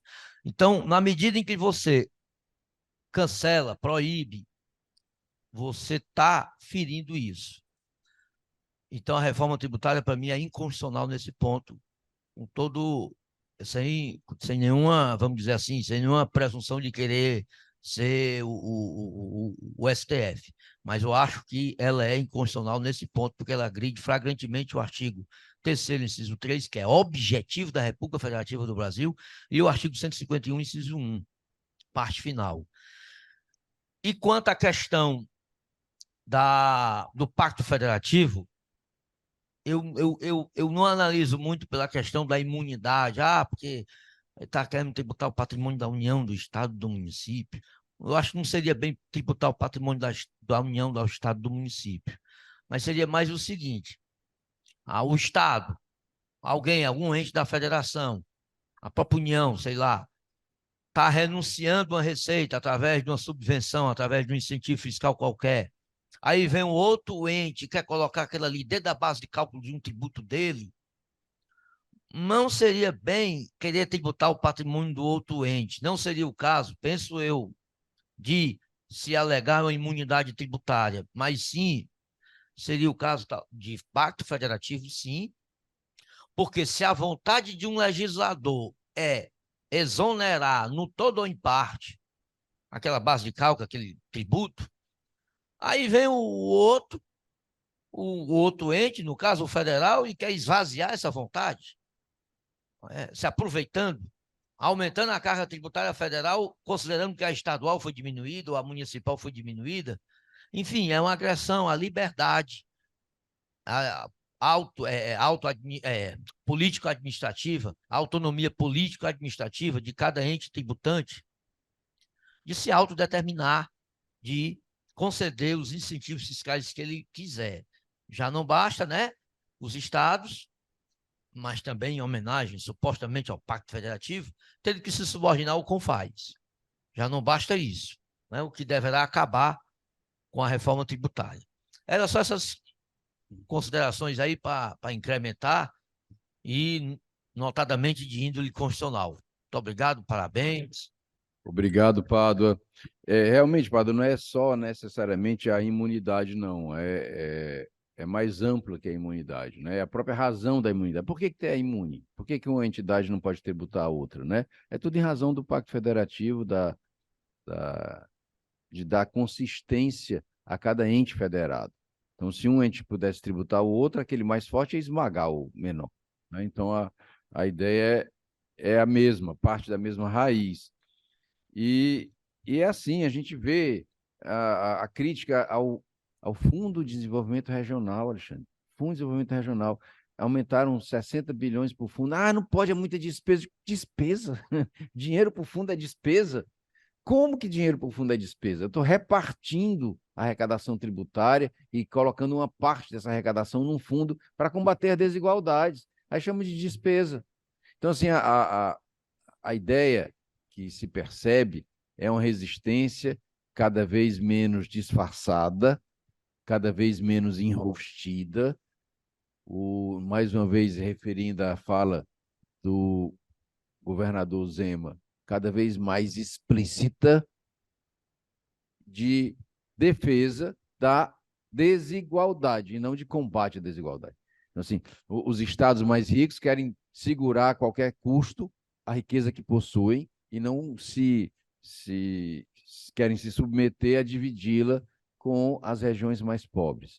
E ficam dizendo que é despesa, que é guerra fiscal, que é isso, que é aquilo outro, e não pretendem que isso seja efetivado, que esse objetivo da República Federativa do Brasil, como muito bem lembrou o Padre, seja efetivado. E aqui, longe de mim qualquer pretensão separatista ou de enxergar o outro como um inimigo, mas apenas de ver pela necessidade, né? A necessidade real. Qualquer pessoa que examine a realidade brasileira vai saber que essas diferenças são brutais e decorrem de investimentos concentrados da União Federal em determinadas regiões, que a gente só está pleiteando que isso seja alterado, né? Que seja melhor distribuído. Mas toda essa iniciativa aqui, inclusive dessa medida provisória, vai nesse mesmo sentido, como também alguns pontos da reforma tributária. Mais alguma colocação, alguma dúvida específica, alguma questão a ser revisitada aqui que a gente já tenha falado sobre ela, do ponto de vista contábil, aproveitar que o doutor Igor também é doutor em contabilidade, qualquer coisa ele nos ajuda aqui com os lançamentos que precisarem ser feitos, e tratar desse momento, desse assunto, né, que eu acho que ele é realmente amplo. A ideia, talvez, não sei se muito, no todo pessimista, nós vivemos num sistema muito ruim, nosso sistema tributário é terrível, muito, muito, muito ruim, mas eu não sei se essa emenda constitucional, a PEC 45, vai melhorar, não. Eu tenho dúvida a respeito da efetiva melhora do sistema com ela, Sr. Schubert, contrapartida com algumas desvantagens. Sr. Schubert, está me ouvindo aí? É o Hernandes? É ele mesmo. Pronto, Hernandes. Não estou lhe enxergando. Bom dia, não, pessoal. falar, Hernandes. Eu só vou ter coragem de falar alguma coisa, porque eu estou vendo que a palestra hoje foi muito lépida, a gente já esgotando quem quer falar, quem não quer. E eu gosto sempre de falar um pouco do passado, porque o passado, a situação de caos da legislação brasileira, principalmente na área tributária e de medidas provisórias, não é coisa nova. Então, eu vou só jogar mais lenha na fogueira, é sempre que eu faço, né, professor? Queria, antes de tudo, cumprimentar meu professor Alexandre Adolfo, que a gente não se viu mais, mas eu vou ler aqui uma coisa, me permite aí uns 4 minutos, professor Schubert? Pois não, Hernandes, fale. Eu estou lendo aqui uma coisa que já foi lida e é muito conhecida, palavra do Banco Mundial. O sistema tributário brasileiro é simplesmente o pior do mundo. É economicamente suicida porque patrocina a informalidade e desencoraja o investimento produtivo. É juridicamente caótico porque é uma fábrica de dificuldades para vender facilidades. É socialmente perverso porque coloca o peso maior da carga na produção e no consumo, tratando igualmente os desiguais. o que dá ao Brasil a taça de chumbo de campeão mundial da desigualdade e, fechando a roda, é um sistema politicamente covarde, que quem mais paga é quem sabe que nem sabe que paga.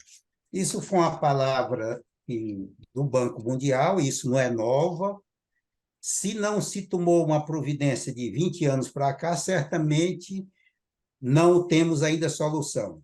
E eu gosto muito eu acho que o pessoal que me conhece aí já sabe, que eu digo que não há muito, eu pessoalmente já fui a talvez 20, 30 congressos brasileiros de direito tributário, e a gente falava com pessoas como Geraldo Ataliba, como Brandão Machado, como Zelmo Denari, etc., e nós sabemos que essas pessoas estudavam o direito tributário e doutrinavam o direito tributário para nós aprendizes como uma coisa em que ele tinha crença, em que ele acreditava, mesmo que não fosse tão verdadeiro. Hoje é uma brincadeira. Nós estamos discutindo aqui um programa inteiro em cima de uma medida provisória.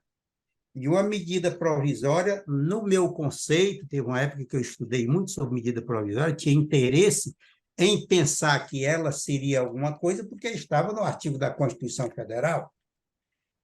E a medida provisória é, para o meu convencimento, a maior excrescência que já se pôs no direito brasileiro. E eu posso dizer isso também lembrando que o professor, ministro Supremo, já me lembro aqui o nome dele, ele tem doutorado em direito tributário, que seja na Alemanha, é um grande jurista de doutrinamento, mas, na prática, é um ministro que tem coisas como medida provisória. Ele fez o prefácio de uma tese de doutoramento de um procurador de república, e o que ele disse com os advogados sobre medida provisória, com os juristas, assim, tipo que era doido, coisa assim, quem criticava a medida provisória como ela estava sendo utilizada. Ora, a medida provisória vai valer 30 dias, a medida provisória não pode criar imposto, não pode fazer essas loucuras que estão fazendo agora, e nós estamos discutindo. Eu me sinto muito triste quando leio uma decisão de STJ, e tem muitas, cuja fundamentação é a medida provisória número 148/35, quer dizer, ela já foi revitalizada 35 vezes, 38 vezes. Então, acabou a Constituição. Para mim, em termos de direito tributário, acabou a Constituição. Mas, para que eu não fique aqui dizendo coisas como aquele pregador louco do deserto, eu vou ler alguma coisa aqui mais concreta. 8º Congresso Internacional de Direito Tributário em Pernambuco. E o tema era interessante: 20 anos de Constituição e os rumos do sistema tributário. Isso foi em 2008. Ordem econômica e justiça social. Lá, o professor Ives Ganda da Silva, eu acho que o professor Ives Ganda, eu considero um dos maiores juristas do Brasil, que não é só tributarista, ele é também meio jurista. O rumo do Brasil passa pela organização da máquina estatal. Nós estamos fazendo reformas tributárias sem fazer nenhum controle de gasto na base da administração pública e criando mais despesas. Nós temos despesas aí de aumento de favor, que é coisa de 20, 30 bilhões por ano. E isso, se a reforma tributária não partir dessas coisas, nunca vai ter controle. É o que o homem disse. É o pior sistema do mundo, etc. Isso nós estamos falando de reforma tributária, que nós estamos conversando aqui. Desculpa. Aí ele diz, isso em 2008, em um Congresso Internacional, em Congresso de Direito Internacional de Direito Tributário, no Brasil. Se a reforma passar, vamos ter um brutal aumento de carga tributária ante o perigo de se transformar 4 contribuições inconstitucionais, porque negam a natureza de tributo, em um só imposto. Essa coisa já é antiga. em um só imposto, constitucionalizando que o que é vínculo em imposto não vinculado, criando novo imposto sem controle nenhum. Nós acabamos de discutir isso aí agora. Nesse dia, Pessoal, estou fazendo um barulho dando aqui que eu não sei cutucar aqui os botões, me perdoem. Só um minutinho. Então, nesse dia, uma pessoa que eu considero uma pessoa muito segura em defender o Estado, a professora Denise Lucena, disse: se a lei complementar envolve matéria de lei ordinária e vice-versa, há a quebra da segurança jurídica. E exemplificou com a súmula 8 do STJ, que foi criada 14 anos depois da lei, disse: não, essa lei realmente é inconstitucional, mas não vamos mandar devolver nada. Quer dizer, isso não se pode imaginar que um país que se diz dentro de uma democracia de direito tenha um julgamento desse, o julgamento do Supremo. O juiz José Delgado, que foi ministro superior do Tribunal de Justiça, estava lá e disse: a insegurança jurídica, eu estou falando que a palavra insegurança jurídica foi o nosso tema praticamente dito aí. A insegurança jurídica é incompatível com o Estado democrático de direito. A professora Meire Elbe Queiroz, todos conhecem o sistema dela, muito forte de dizer: direito de creditamento e recolhimento monofásico nas contribuições de PIS e COFINS, não sei o quê, é um fator de aumento da insegurança jurídica. Aí tem o próprio Ives Ganda disse assim: inacreditavelmente, em matéria tributária, eu estou dizendo aos senhores que eu não acredito na Constituição Federal, eu não acredito no sistema tributário brasileiro, eu tenho como falido, mas eu estou dando a palavra de um jurista reconhecido internacionalmente. Em matéria tributária, no país, a Constituição promulgada em 5 de outubro de 88 vale muito menos do que qualquer instrução normativa da Receita Federal. Os direitos de defesa do contribuinte estão sendo acabados. Isso é Ives Ganda da Silva Martins. Um outro jurista lá, bem conhecido nosso, disse a mesma coisa. A rigor, se em nosso país a Constituição Federal valesse alguma coisa, não poderia ser cobrado ICMS em carros usados. Hugo de Brito Machado, presente lá, foi palestra dele. Então, nós estamos diante de um sistema que é antigo e, nesse processo, nessa confusão que está se chamando de reforma tributária, nós vamos verificar que tudo que eu ouço... Perdoe aqui, estou acabando. Então, o que nós estamos mais ou menos querendo fazer é o seguinte, e é o que o I7 está fazendo há muito tempo, que é trazendo os casos concretos da vida para o tributo, para a realidade brasileira. E é o que nós não fazemos. As leis são muito bonitas, muito etc., quando vai para a prática não é coisa nenhuma. Recentemente, na França, há uns 8 anos,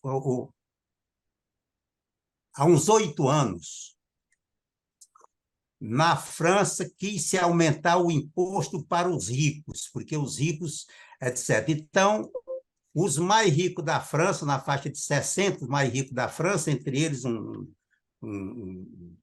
ator de cinema muito conhecido, mudaram de país, disseram: não, o aumento vai ser assim, eu vou para a França, e um deles foi acolhido pela Rússia. 2 anos depois, a França teve que acabar com a lei, teve que regredir no que tinha feito, porque estava perdendo seus patriotas. O Brasil está perdendo suas empresas, e os grandes empresários brasileiros estão colocando as suas sedes em lugares mais seguros da insegurança jurídica.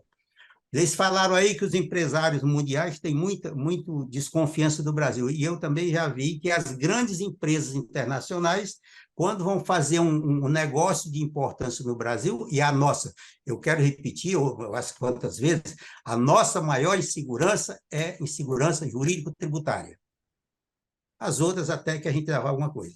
Então, quando as empresas internacionais vêm aqui dizer: e aí, se acontecer alguma coisa, nós não aceitamos o judiciário brasileiro, vamos fazer mediação e arbitragem, vamos fazer juiz arbitral e tal, e se decide por lá. Nós já vimos vários casos concretos assim.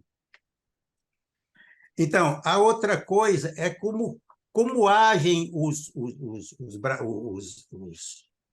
os contribuintes brasileiros, que são naturalmente, assim que entra na condição de contribuinte, é tratado como criminoso. Isso a gente já sabe que é assim. Então, eu vi um caso, ou li, o próprio Bill Gates, que é um dos grandes investidores e tal, e inventores, ele próprio definiu que os robôs que ele mesmo ajudou a criar passassem a pagar imposto, $50 mil por ano, porque eles estão tomando a vaga dos empregados. E aí eles estão fazendo isso. E, por fim, para terminar, quase não terminaria mais, né? Existe Dubai, naquela crise americana, que foi uma crise violentíssima, que quase acaba com o mundo na economia, os empresários, os americanos que estavam em Dubai pararam seus investimentos lá, muitos deles venderam seus patrimônios que estavam investindo em Dubai para ganhar dinheiro, para voltar para o seu país, para trabalhar pela economia, para recuperar a economia. Então, nós estamos muito longe de rezar nessa mesma cartilha, contribuir com o país, porque as regras jurídicas do país são estarrecedoras. Nós temos 8 toneladas de normas jurídicas e temos um artigo que diz: a ninguém é dado dizer que desconhece a lei. Quer dizer, é um país que precisa ser mais estudado através dos juristas, e os juristas do Brasil estão escasseando, porque a nossa OAB, no sentido de tese, no sentido de sede geral, não está muito preocupado com o brasileiro, nem com as regras, parece que politizou um pouco. Então, o que eu digo, me perdoe, já me conhece, é sempre no sentido de jogar lenha na fogueira para que a gente comece a pensar pela base. O Brasil faz leis cobrando muito mais imposto porque está precisando arrecadar. Aí diz assim, olha, o contribuinte está ganhando muito, etc, etc. Então, vamos botar uma alíquota de 18%, aumenta a alíquota porque aumenta a receita, nós estamos precisando de dinheiro. Aí esquece que quando aumenta a alíquota, ele diminui a base contributiva, a quantidade de contribuintes, quando aumenta, as pessoas deixam de fazer negócio, etc. E, preocupantemente, alguns governadores do Brasil, de algum modo, não vai adiantar tocar agora, diminuíram o imposto ou até isentaram o imposto e, estranhamente, aumentou a receita, porque a base, aquelas pessoas que não podiam contribuir, que não podiam consumir, que não podiam comprar, que não podiam prestar serviço, passaram a, em pagando menos imposto, pagar mais imposto pela quantidade.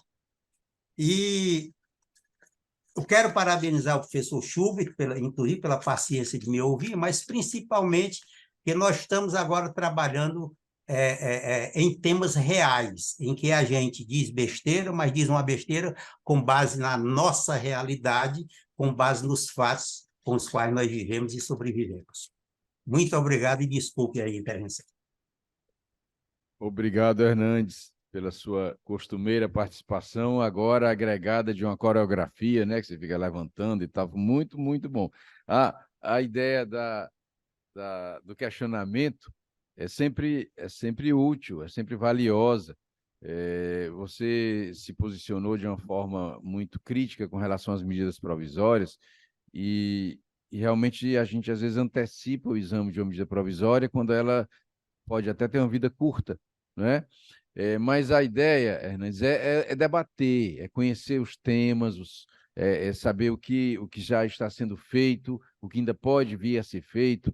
Essa medida provisória agora já tem um reflexo dela num projeto de lei, como lembrado aqui pelo nosso companheiro Alexandre Adolfo. Então, tem, assim, uma sequência de situações que vão ser já melhor conhecidas, melhor entendidas quando elas forem acontecendo, na medida que a gente debate sobre elas, tá?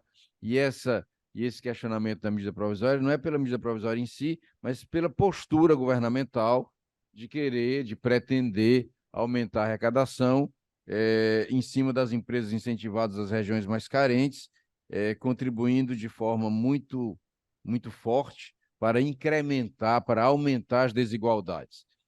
Esse é o tópico, né, mais importante a ser pensado. É um tópico maior, mais abrangente. Mas, mais uma vez, obrigado aí pela sua valiosa participação. Tem uma última pergunta aqui, dirigida ao Igor. Igor, por favor, você pode ler a pergunta e em seguida a resposta. Sim, sim. A pergunta feita aqui pelo seu Bruno S.A. Diniz, ele pergunta se, dentre as hipóteses do artigo 30 da Lei 2.973, é possível utilizar a reserva de incentivos para investimento do contribuinte, se é possível, né? Ele pergunta se é possível utilizar a reserva de incentivos para investimentos do contribuinte. E também pergunta se a medida propôs alguma alteração nesse sentido. Bem, no que se refere à resposta do senhor Bruno, eu penso que sim. Inclusive, o artigo 30, o sentido dele é tratar de subvenção para investimento. No caso, se a empresa deixa aquela reserva para investir, eu penso que ele está em conformidade com o artigo 30, principalmente porque também uma das opções do artigo 30 que ele dá para o uso da reserva é o aumento de capital. Então, você pode aumentar o capital e investindo investindo em algum investimento, investindo em alguma ampliação, em alguma expansão do empreendimento. Então, eu penso que pode sim. E no que se refere à MP, se ela mexeu nisso, ela mexeu porque o artigo 30 estabelecia essas condições para que essas subvenções não compusessem a base de cálculo do IRPJ e da CSLL. E a MP veio e revogou esse artigo. Então, agora tudo vai para a base de cálculo do imposto. Então, penso que realmente a MP alterou, porque revogou o artigo, passou a tributar a receita, e penso que o artigo 30 permite sim o uso dessa utilização de reserva para investimento, porque é o sentido do artigo e porque você pode também fazer isso através de um aumento de capital. Bom, alguma manifestação a mais? Pois não, diga. Bom dia. Eu anotei aqui para deixar as ideias um pouco mais claras e objetivas. Ó. Se me permite, eu vou ler, tá? Pacto Federativo e Guerra Fiscal. Como principal ferramenta, o ICMS. Nas palavras de Hugo de Brito Machado, esse trambolho, que ninguém sabe mais o que é, está assim por uma causa. Que, para além da ânsia arrecadatória de todos os entes federativos, temos as políticas econômicas fiscais da União Federal, que, quando concede isenção de IPI e imposto de renda, causa uma diminuição da arrecadação dos estados, e bem como com a implantação crescente da arrecadação federal via contribuições, que, para além de tudo, não estão sujeitas à repartição com os estados, e muitas vezes têm as mesmas bases de cálculo de impostos que a União teria que dividir com os estados. Em consequência disso, os estados têm que compensar a perca da arrecadação com mais ICMS, das mais diversas formas possíveis, muitas vezes à margem da lei. E claramente os estados desenvolvidos não terão interesse nenhum, pelo contrário, em ainda perder a arrecadação para os estados do Norte e Nordeste, via a suposta guerra fiscal. Sim, a ideia, você tem alguma conclusão, alguma pergunta a colocar? Não estou só para... Que a questão do Pacto Federativo e da guerra fiscal, ela acaba sendo causada pela União Federal.